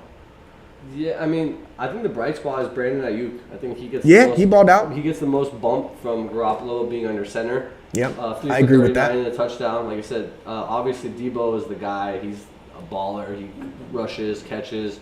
But I think Ayuk and Garoppolo have that chemistry. Like you said, Jeff Wilson, 12 for 75. I think it's going to take a couple weeks for the 49ers offense to really mesh with Garoppolo. I read some stuff about during the offseason, they didn't even give this guy a playbook. Like, they didn't want him to even know what the offense is and stuff like that. So he's coming to speed. Like, he's a winner, he's a gamer. He's obviously shown that he could compete in this league. So I think the more time he has knowing that he's the starter and under center, I think that offense is only going to look better and better. Kittle, Juszczyk. Right. You know, a lot of people are talking Juszczyk was that sick-ass catch, man. A lot of people are talking about, Shanahan being overrated. I think give him a couple weeks and you'll see, the old Kyle Shanahan offense, tricky, running the ball, a lot of movement, a lot of stuff. So I wouldn't sleep on him yet. But, yeah, and then moving on to the Broncos. I've been starting Russell Wilson, and I'm probably going to cut this fool this week, man. I got Russell Wilson and Aaron Rodgers in one of my leagues. And I don't even know who to start week to week. And that's definitely difficult because Rodgers doesn't have too many weapons, but Russell Wilson looks bad. Sutton looks like he's fucking scared to get hit over the middle, and that's his guy over the middle, bro. It's really bad. They're sliding and trying to catch balls, and when they could have just ran right through it, every catch is like a slide catch. Like, if finally Russell started kind of like doing his thing with, a couple pitches on some weird, crazy shit. Melvin Gordon was kind of nice. Yeah, but that's because he's fighting for his life. Yeah, but Melvin Gordon wasn't ready for it, Right. Yeah, as far as the runners go, Javonte Williams, 15 for 58. Melvin Gordon, 12 for 26. I think Javonte Williams is the guy. Looks like the better runner. He is a good runner. He's the guy. But I think they want to split those carries. Like, Melvin Gordon's not going anywhere. I think there needs to be an injury in that backfield for one of those guys to get boosted. To elevate. As a top RB. Sutton did good, 8 for 97. Judy was missing a little bit, 2 for 17, but he's coming off an injury, so I wouldn't look too much into that. But yeah, I think this Denver Broncos. I just don't like the way they're playing him. Like, he needs to be in shotgun. He needs to have like a little bit more to do. Name? Nathaniel Hackett. Doug? No, for the Broncos. Yeah, Doug from. That guy. I don't think he's got to go, bro. Dude, coaching. He's got to go, bro. Coaching is like the most underrated thing. He's got to go, bro. When you see bad coaching, you're like, this is, I think, what it is. Starting with week 3 and outs. Not going for it. 8 3 and outs. Like, that was the most Russell ever had in his career, bro. 8 3 and outs. And then, like you said, you're gonna throw the challenge flag to see if he got the first down. You don't get it, and then you punt it. Like, you're wasting not only a challenge but possibly a timeout. You're not thinking about what play are we going to call while this is happening?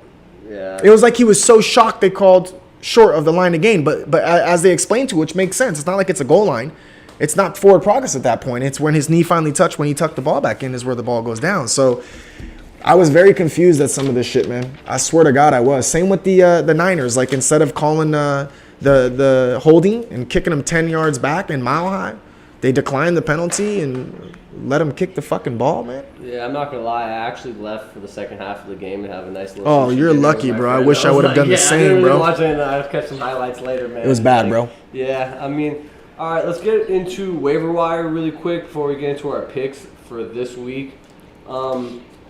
I'm going to start off with just the must starts, I think, or the must adds, Khalil Herbert and Alexander Mattison, and that's strictly based off injury. These guys are handcuffs, so they're available in your league. Look to get them. If you have a top waiver pick, look to get them. Njoku is mine. I feel like if you're tight end wise, man, a lot of people lack that position, man. Yeah, for tight end, I actually picked up Logan Thomas this last week, and given the fact that the cornerbacks for the Eagles were so good, I benched the wide receivers and I slotted him in thinking that they're going to pepper him for targets, and it didn't really work out, but he is, a guy that's out on the field a lot and does get some targets and some red zone targets. So I like Njoku, I like Logan Thomas, Tyler Conklin, but I think if you need some RB help, whether it's RB2 or flex, and you could get Herbert or you could get Madison, or even Jamal Williams or Samaje Perine, if these guys are declared inactive moving in the next week, then I would definitely try to pick up those guys. On the wide receiver end, Romeo Doubs for the Packers. He's getting a lot of those underneath targets. Russell Gage, as long as Julio Jones and Chris Godwin are out. and then Greg Dortch until Rondell Moore and DeAndre Hopkins come in, and then possibly even Matt Collins with Hunter Renfrow out. Yeah, Hollins. I mean, he balled out, bro. Yeah, so I mean, those he are some balled out. guys I think you could look to pick up. And then for QBs, I think Jared Goff has been doing well. He's been a good potential streamer. Jameis Winston and Marcus Mariota. So those are some streamers. Let's get into some quick previews for this next week. We'll wrap this up. Thursday night football. We got what? Dolphins and Bengals. Well, let's start with tonight. Oh yeah, shit. Tonight we got the Giants and Cowboys. Who do you What's the like? spread? Spread is, well, when we picked them last week, the spread was 2.5. Giants. Yeah, And you went Cowboys plus 2.5. I still like Cowboys. I went Giants minus 2.5. I'm not sure if the line changed. Let's see what it's at now. I still like Cowboys. Now it's at Giants minus 1 actually. So I think I'm about to load up on the Giants at home. I don't know, man. Cooper Rush. I don't know, bro. I don't know. Their defense is good. Their defense is really, fucking really good. better than good, The only man. way they're gonna lose this game is just like the fake divisional rivalry game. I still think they win this game, man. I think only because it's a divisional game is the only way the Cowboys could win this game. But with no quarterback, I mean, Daniel Jones, Daniel Dimes, come Nah, on, man, Kadarius come on. Toney and Sterling Shepard Nah, and man. Kenny Golladay and all these guys. The thing is they can shut down a player like Saquon, bro. They can shut him down. Saquon can be shut down. I mean, you see Parsons, bro, the defensive rookie of the year last year. Yeah, he's a This beast. guy's a fucking monster out there, bro. I mean, dude, I'm Cowboys, bro. You can't I don't need sub any WR points. for tight end. What does that mean? You can't sub WR for tight end. No. No, and they also have Richie James, the rookie for the Giants. He's been balling out actually. Yeah. So they got a lot of skill players on that team with Saquon, with that. So I think if Dak's there, it's obviously a different game. But I think with Cooper Rush, I'm going with the Giants. Pretty It's a easy. trap. Let's get into Thursday night football. Some of these games are actually interesting. Let's just try to get through it pretty quick. First game, Dolphins Bengals in Cincinnati. Cincinnati minus 3.5. Who do you like? Dolphins plus Dolphins, points. Period. plus Point points. blank. Yeah, I think with the hook, I'm going to have to go with the Dolphins, too. They're playing way too good. Tua is really good. Bengals haven't really showed me anything, to be honest with you. Dolphins are showing me that they can win in a shootout. They can win in a tight one. They can win with their defense. I mean, that's a no-brainer. Dolphins, that's a lock of the week for me. I think that, I want to say lock of the week. I think the Bengals did just get right. And on a short week, I think a lot of it has to do with game planning. So if one Sure. team is able to make a superior game plan, this is where you see the biggest blowouts are usually in that Thursday night game because Sure. they're not able to game plan as efficiently as much as The have Dolphins full week. fucking coach is no joke. Yeah. He's no joke. I'm going Dolphins too. But just let me quickly clarify for Parker Cooper. When I said I subbed the WR for tight end on the team was that the Commanders playing the Eagles quarterbacks have the best succession rate of coverage of wide receivers. So I have wide receivers from the Commanders. McLaren. McLaren is who I didn't want to start because he was getting shadowed by Darius Slay, and it was tough coverage. And so when you have your wide receivers eliminated, then you're going to go ahead and look to pepper your targets underneath and get him some targets. So I ended up starting Juju instead of Terry McLaren and then starting the tight end for this tight end that I was streaming. So it's a little complicated, but I do Bottom wanna line clarify. is he did not want to play any of the receivers for the Commanders. In that Instead, he matchup. chose to stream a tight Tight end end for the- thinking they would get the looks, and that didn't work out for him. It's the reason he Exactly. lost. Yeah, I'm not putting a tight end for the flex spot. Like I would never do that, Right. So, but it was just the thing. So let's go into the Sunday game. We have a London game, Vikings versus Saints. Minnesota's favorite, 2.5 points. This is a home game for the Saints, but it's in London. So I'm confused, man, because it's like I look at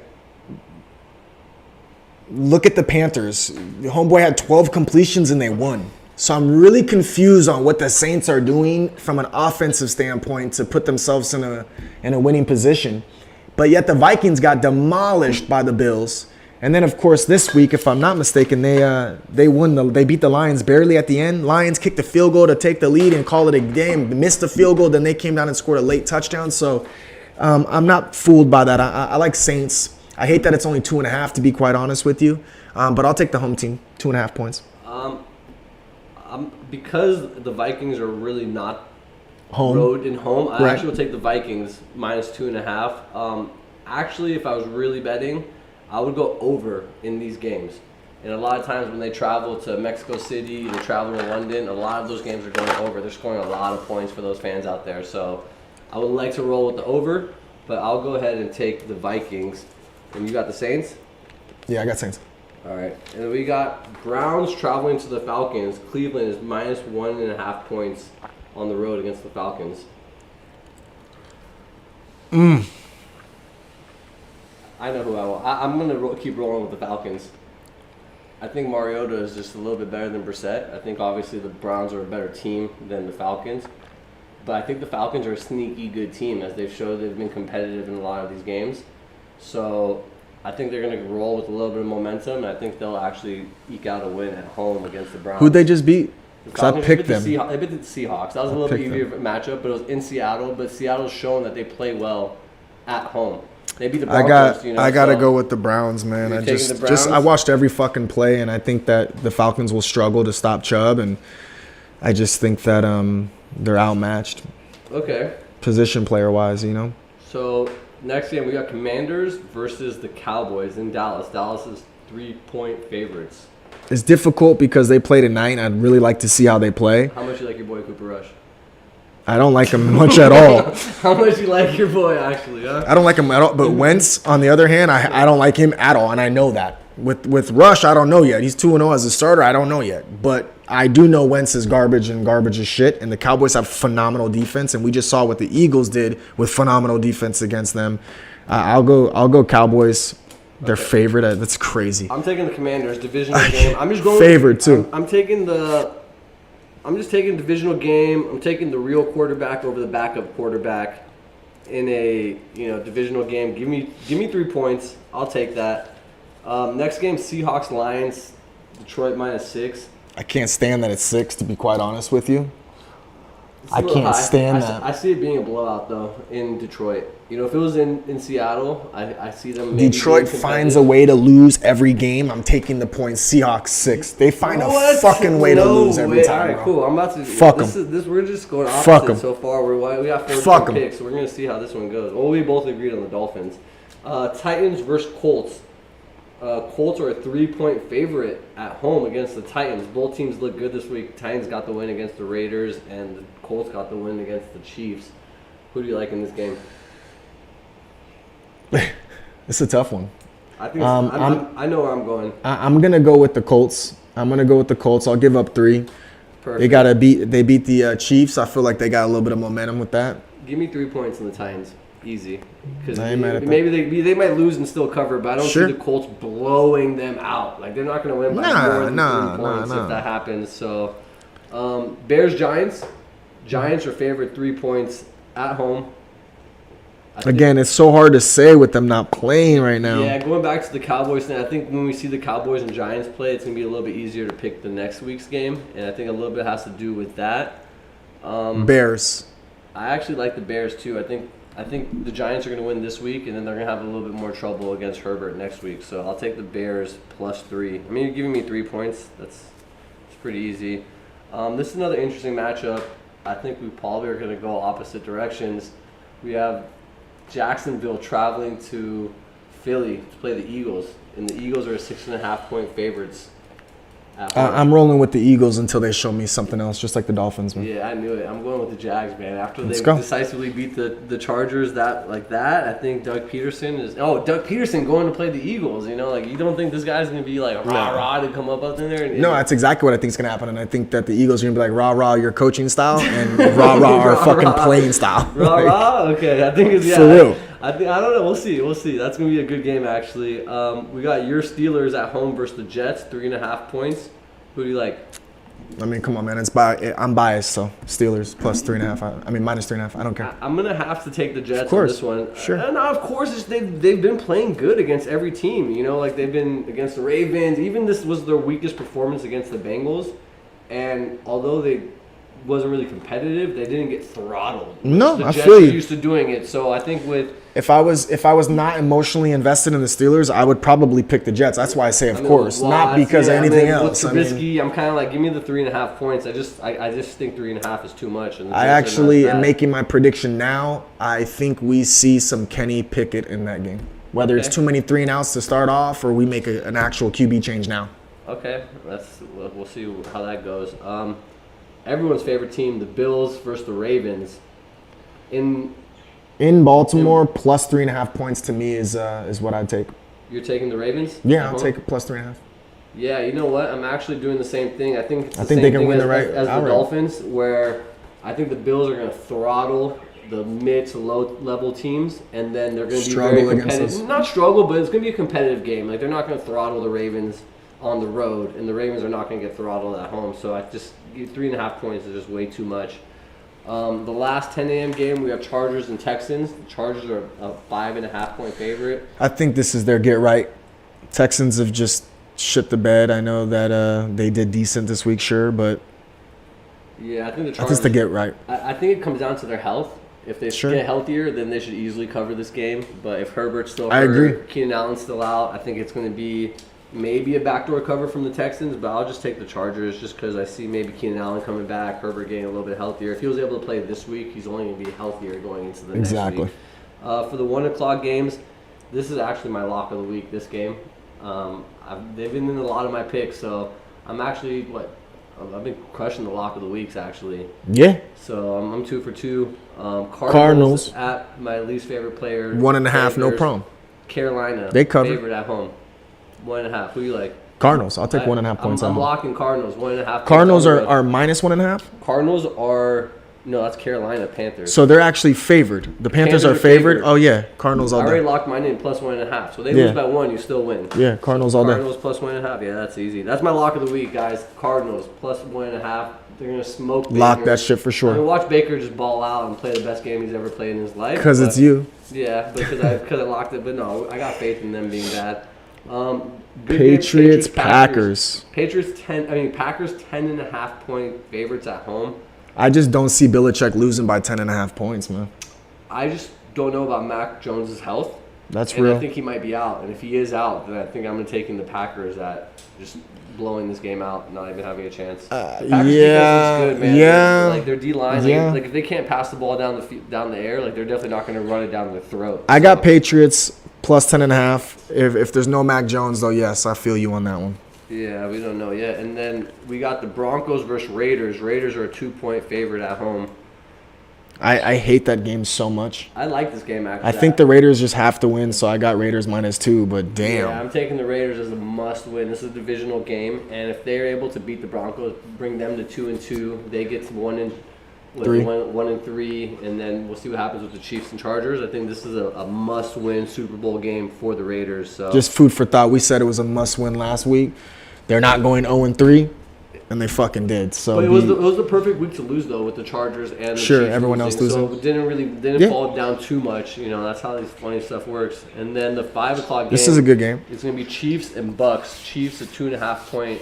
I'm taking the Bucks, getting 2.5 points all fucking day at home. Mike Evans is for sure back, and they're probably gonna get back Julio Jones or Godwin, maybe even all fucking 3 of them come back. So that's my lock of the week. Bucks plus 2.5 at home. Oof, I can never lock anything against Patrick Mahomes coming off Lock. an L, coming off of an embarrassment Lock. in Indy. I think You think they struggled against the Colts defense? The Bucks are gonna make them actually look bad. no, I just think that when you prepare to play the GOAT, Sure. you're serious, man. I think they underestimated Indy. I could see that think too, they were after they got out shut partying, out. They Sure. were, they were drinking. Sure. They were turning up. They were like, I don't care how much you prep for the Bucks defense. They're serious. Yeah, I get that, but I think they're circling this game. Mahomes is gonna count every game he plays Brady for Sure. the rest of his life. Now you're saying Brady's gonna lose to Rodgers, then Mahomes. Not happening. Yeah, we'll see, man. I mean, Not I happening. think with their offense not Not at full home. form, it's gonna be hard to compete with the Chiefs. And then the Monday Night Football is We cover that next divisional game. Let's just get our picks in right now. Let's do it. Rams, Niners. Niners at home minus 2.5 points. I got Rams plus 2.5 all day. Yeah, give me Rams. That's at actually a home. lock for me. Yeah, I wouldn't lock it just because this is a divisional game, and I did say that I think Shanahan is going to get a little bit better as they start flowing. They get Kettle back. They're using Juszczyk. They got Garoppolo. I think that's a lot of. We got a lot of opposite picks here. Yeah, this one's going to be a good This is one. a make or break for our stats overall. So, what's up, everyone that joined us, man? Thank you guys so much for sticking with us. Like, this is so much fun. We had a longer stream than we normally do. Thanks for being patient with us, man, and having a good time with us for sure. we'll definitely keep those streams down a little bit more. Try to keep to the point, man. But there's a lot of good talks today, man. There's a lot of good football that was played this weekend, man. And there's a lot of different shit. Man. Yeah, we're seeing these teams start really developing, and we have some things to touch up on as far as just being confused by how teams are playing and just absolutely like whatnot. So this was the proof, though. Any given Sunday, man. This week was definitely a little unorthodox all around. A lot of star players didn't put in that much. Chiefs killed all my parlays, but I cleaned up. I got Bucks second half minus 2.5. Yeah. So they scored the field goal. I was covering, and then I didn't even need that touchdown, so right. that was locked up. Right. Who else did I take? They took an offsides delay a game there. Can you believe that shit? Yeah. Well, hold on. Who did I take? I took someone else. Let me think. Was the 1 o'clock? No. The other one was easy locked up too. It was the second half. I think it was. Wasn't this? Oh, I had the Falcons. Obviously, I fired that hard. I did take Saints second half, and I also took the Bears second half. They were tied to the Texans at halftime, and so they were minus 1. That was our lock of the week last week. Yeah, so Bears plus 3 or 2.5. Exactly. So I took them second half. They covered. Saints second half covered. Bucks second half covered. So it was a good second half week. You need to post your live bets then, man, so anyone watching this can come back and throw a live one in the I'll next. start posting them up on the onside Instagram. When I fire a second half bet, look to get it in. I already locked in my Cardinals plus 1.5. I am mad at that. So hey, if you guys are tuning in, man, make sure to like, make sure to subscribe for people that watch it later in the day. Remember, all of our handles are on the bottom at sickestfool, and we got at IamGhost_AF. Onside Kicking It at Onside Kicking It's on every media. We got Instagram, Twitter, even a TikTok, man. If y'all want to tune in, like and subscribe, follow us, the whole 9 yards. You can get some sit or play. Yeah, we don't mind taking requests on who you would play in fantasy. We don't mind even taking requests on any aspect of the game, man. Hit us up for sure. Thanks for tuning in, man. I ain't got nothing else for him, man. Thank you so much. And again, like you said, all of our socials, please like, subscribe. It was a blast. Can't wait to hang out with you guys next week too. Let's fucking go. Hey, y'all enjoy yourself, man. Be easy. Kicking it.